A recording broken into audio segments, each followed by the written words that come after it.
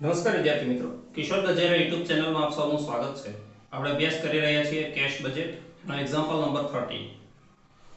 Prepare a cash budget of Ashutosh Company Limited for the period from April to June 2021. April, May, June 2021. April, May, June. Cash and bank balance on 1st April 2021 rupees 2 lakh. Yeah, opening balance લખાશે 2 lakh. Cells બજેટેડ હોય કે actual હોય એની સાથે આપણે કોઈ લેવા દેવા નથી. સેલ્સ તમને જાન્યુઆરી થી જૂન નું આપેલું છે. The cost of sale of the month of January is as under. જાન્યુઆરી નું જો 5 લાખ સેલ છે એની અંદર મટીરીયલ 2 લાખ, વેજીસ 1 લાખ અને વેરિયેબલ ઓવરહેડ 1 લાખ છે. 2 lakh 1 lakh 1 lakh material, wages, variable. એટલે એની અંદર 4 લાખ વેરિયેબલ એક્સપેન્સીસ છે. Material and wages are strictly variable expenses. Material અને વેજીસ કીધું હોય કે ન કીધું હોય એ સંપૂર્ણ વેરિયેબલ ચલિત ખર્ચ છે એવું સમજવાનું. Fix overhead are ₹1,50,000 which includes જેમાં સમાયેલ છે 50,000 depreciation on machinery. એટલે ફિક્સ એક્સપેન્સીસ 1,50,000 ની અંદર 50,000 depreciation ના સમાયેલા છે જે કોઈને ચૂકવવાના હોતા નથી. એટલે ફિક્સ એક્સપેન્સીસ તમારે 1,50,000 માંથી 50,000 માઈનસ કરીને 1 લાખ લેવાનું. પેમેન્ટમાં દર મહિને લખી દેવાનું. 20% of sale are cash sale. એટલે 20% જે મહિનાનું હોય એ મહિને કેશ સેલ રિસીપ્ટમાં લેવાનું. 50% ઓફ ક્રેડિટ સેલ એટલે જે 80% ક્રેડિટ છે એના 50% are collected in the first month after sale, 40% in the second month after sale and remaining 10% in third month after sale. 20% credit, cash, 80% credit na 50% first month है, 40% second month है અને other remaining એટલે 10% એ third month માં મળશે. Total 4 મહિનામાં થઈને cell ના પૈસા મળશે જે રિસીપ્ટ માં લખાશે. આ પેરેગ્રાફ વેરી મોસ્ટ ઇમ્પોર્ટન્ટ, બરાબર સમજો. Materials are purchased equally from two merchants એટલે વેપારી, શિવ ટ્રેડર્સ એન્ડ બોલે ટ્રેડર્સ રિસ્પેક્ટિવલી. મટીરીયલ છે એ શિવ ટ્રેડર્સ અને બોલે ટ્રેડર્સ બંને પાસેથી પરચેઝ કરવામાં આવે છે. ઇક્વલી એટલે સરખું. The purchase of Shiv traders and Bole traders are made 2 month advance and 1 month advance respectively. Shiv traders પાસેથી જે પરચેઝ કરવામાં આવે છે 2 મહિના અગાઉ પરચેઝ કરી લેવામાં આવે છે અને Bole traders પાસેથી જે પરચેઝ કરવામાં આવે છે 1 મહિનો અગાઉ પરચેઝ કરી લેવામાં આવે છે.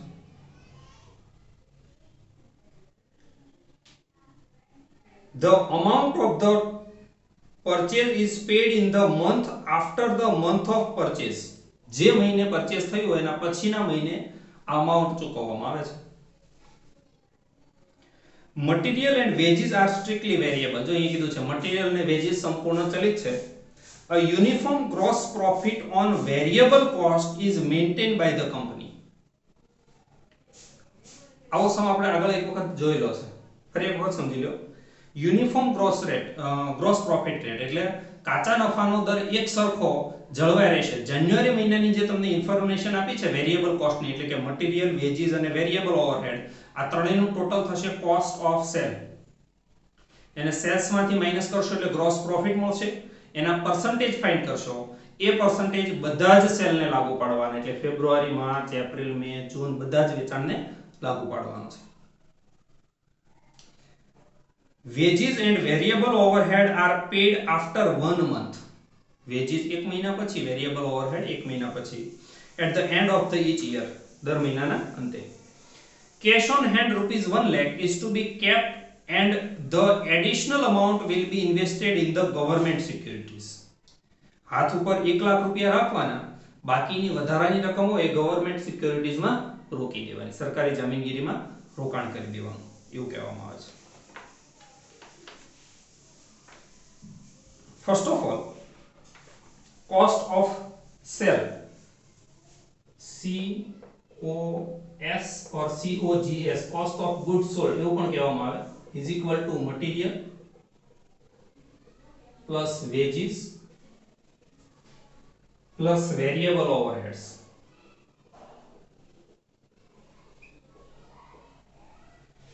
આ વાત છે જાન્યુઆરી મહિનાની. જાન્યુઆરીમાં મટીરીયલ છે 2 lakh, wages 1 lakh, variable overhead 1 lakh is equal to 4 lakh.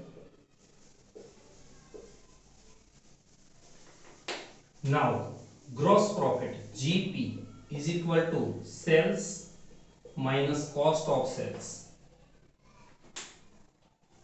Sales 5 lakh, January નું સેલ છે 5 lakh minus cost of sale 4 lakh is equal to 1 lakh.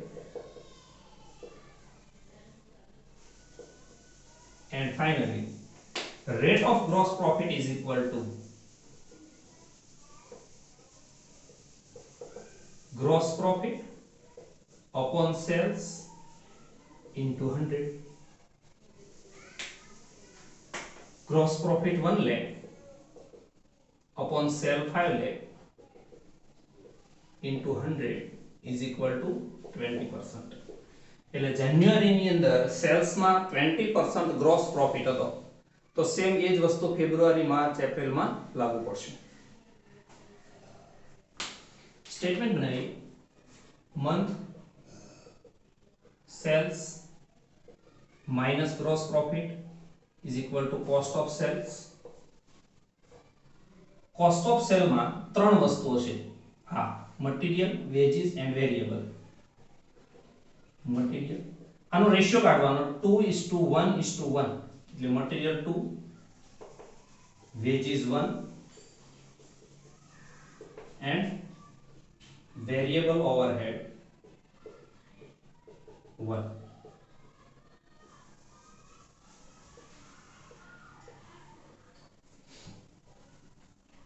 First of all, month January to June. January, February, March. આપણે materials માં Shiv traders અને Bhole traders નું અલગ પાડીએ. Material માં બે વસ્તુ આવશે, Shiv, Bhole.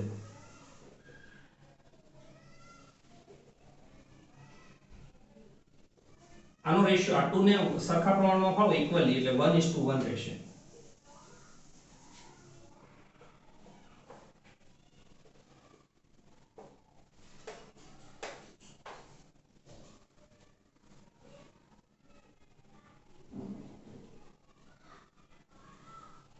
Okay, month January two જૂન. જાન્યુઆરી, ફેબ્રુઆરી, March, April, May, June. Sales 545,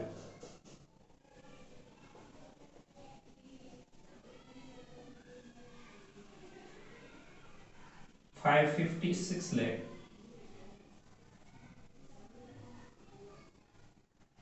4 lakh. Gross profit આના 20%, જે તે મહિને જેટલું સેલ હોય એના 20%, 1 lakh 80,000, 1 lakh 1,10,000, 120, 80. સેલ્સ માંથી ગ્રોસ પ્રોફિટ માઈનસ કરો એટલે કોસ્ટ ઓફ સેલ મળે 4 lakh. 4 lakh minus 80,000, 3,20,000. 5 lakh minus 1 lakh is equal to 4 lakh. 440, 480 and 320. હવે 4 lakh ને 2:1:1 પ્રમાણે ફાળવો અથવા 1:1:1:1, ચાર સરખા ભાગ કરી દેવાના, એટલે બંને પરચેઝ પણ મળી જાય, વેજીસ અને વેરિયેબલ ઓવરહેડ પણ મળી જાય. 4 લાખ ને સરખા પ્રમાણે ફાળવો એટલે 1 લાખ શિવ ટ્રેડર્સ પાસેથી પરચેઝ, 1 લાખ ભોલે ટ્રેડર્સ પાસેથી પરચેઝ, આ 2 લાખ પરચેઝ તમને આપ્યું છે. 1 લાખ વેજીસ અને 1 લાખ વેરિયેબલ, આવી રીતે ચાર સરખા ભાગ કરી દેવાના. 80,000 80,000 એટલે 1,60,000 પરચેઝ કહેવાય. 80,000 veggies, 80,000 variable, 1 lakh 1 lakh and 1 lakh 440 ના 4 સરખા ભાગ કરીએ એટલે 1,10,000 દરેકનો.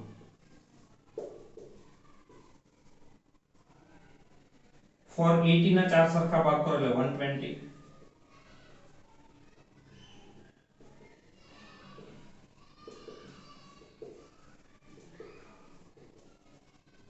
અને 320 ના 4 સરખા ભાગ કરો એટલે 80,000.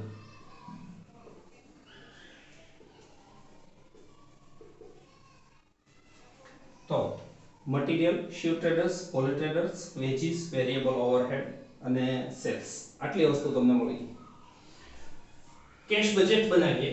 April, May, June opening balance first of all April 2 lakh.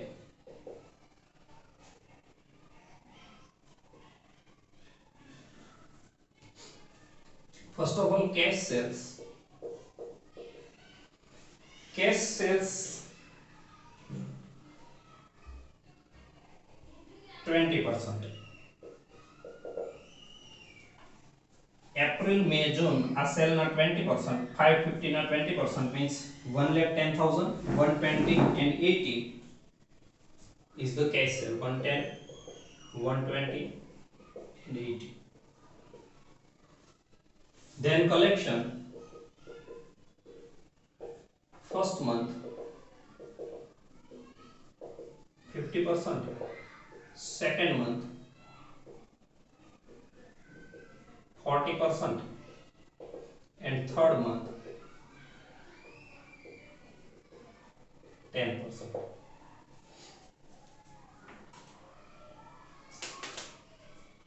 જે માર્ચ મહિનાનું સેલ છે એના પહેલા 80% કરવાના અને એના 50% એપ્રિલમાં મળશે. એટલે માર્ચના સેલ 5 લાખના 80% એટલે 4 લાખ, 4 લાખના 50% એટલે 2 લાખ. આવી રીતે 2, 220, 240. સેમ ફેબ્રુઆરીના 80% એના 40% એ એપ્રિલમાં મળશે.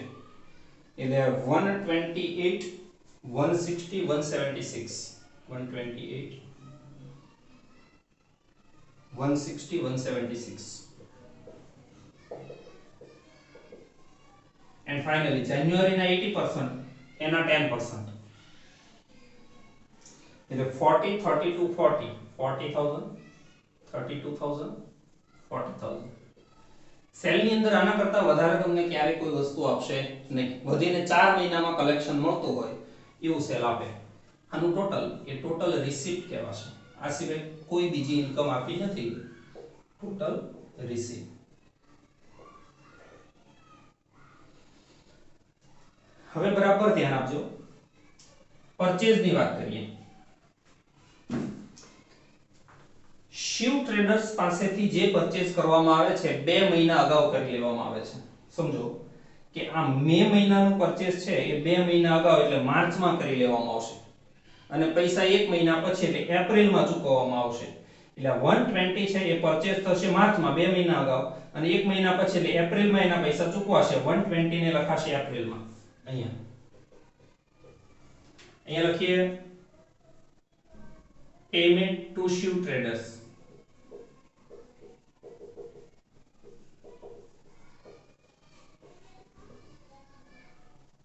બરાબર ધ્યાન આપજો. જૂન મહિનાનું પરચેસ આ 80,000 છે એ 2 મહિના અગાઉ એટલે એપ્રિલમાં કરવામાં આવશે. એના પૈસા મે માં ચૂકવવામાં આવશે. એટલે મે ની અંદર લખાશે 80,000. હવે જુલાઈમાં કોઈ પરચેસ આપ્યું નથી. જો જુલાઈમાં હોત તો એ મે માં કરવામાં આવત અને જૂનમાં પૈસા ચૂકવાત. એટલે અહીં આવશે ડેશ. આનું સમજો. એપ્રિલનું પરચેસ 1,10,000 ભોલે ટ્રેડર્સ નું હવે એ કરવામાં આવશે માર્ચમાં 1 મહિનો અગાઉ અને પૈસા 1 મહિનો પછી એટલે પાછા એપ્રિલમાં ચૂકવવામાં આવશે. એટલે અહીંયા આવશે 1,10,000. આને કહેવાશે payment to Bhole traders.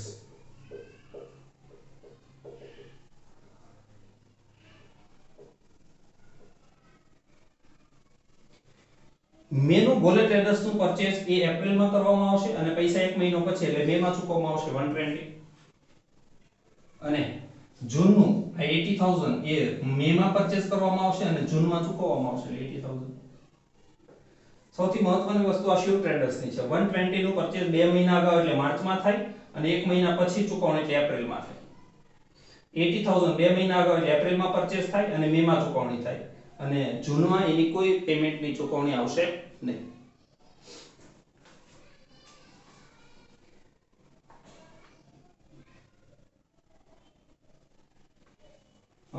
Wages and variable overhead are paid after 1 month. Wages આ માર્ચની છે એપ્રિલમાં, એપ્રિલની મેમાં, મેની જૂનમાં. 1 lakh 110 120 wages paid 1 lakh 1,10,000 1,20,000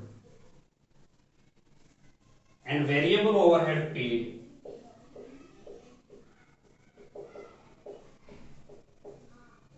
same 1 lakh 110 120.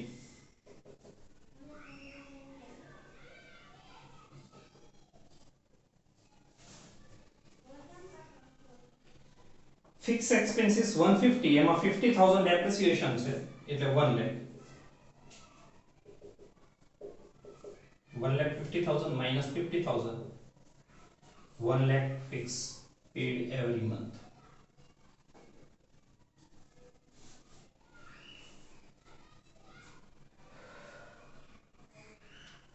Now total of the total payment આને કહેવાશે ટોટલ પેમેન્ટ. હવે જે વધે એને કહેવાશે બેલેન્સ. 1 લાખ કરતા વધારે અમાઉન્ટ હોય તો એ રોકી દેવાની ગવર્નમેન્ટ સિક્યુરિટીઝમાં minus invested in government securities. અને હવે જે ફાઇનલ વધે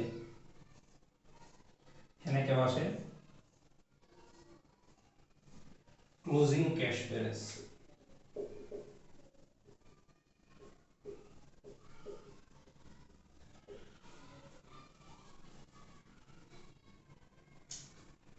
ફર્સ્ટ ઓફ ઓલ પેમેન્ટ નું ટોટલ કરી દઈએ.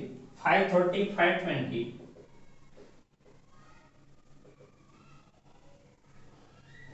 and 420. એપ્રિલ નું ટોટલ થાય 6,78,000. એમાંથી 530 માઈનસ કરો એટલે 1,48,000. તો નિયમ પ્રમાણે 1 લાખ રૂપિયા રાખવાના અને બાકીના ગવર્નમેન્ટ સિક્યુરિટીઝમાં રોકાણ કરી દેવાનું. તો આમાંથી 48,000 ઇન્વેસ્ટ કરી દઈએ એટલે ક્લોઝિંગ બેલેન્સ આવે 1 લાખ. એ 1 લાખ મે માં opening balance. Total of the receipt of the May 6,32,000 minus 520 1,12,000 એટલે ગવર્નમેન્ટ સિક્યુરિટીઝ માં 12,000 ઇન્વેસ્ટ થશે અને ક્લોઝિંગ બેલેન્સ આવશે 1 લાખ. જૂનમાં ઓપનિંગ બેલેન્સ 1 લાખ. જૂનનું ટોટલ થાય 6,36,000. 420 માઈનસ કરો એટલે 2,16,000. તો આમાંથી 1,16,000 ઇન્વેસ્ટ કરવા પડે અને 1 lakh closing balance. Thank you friends.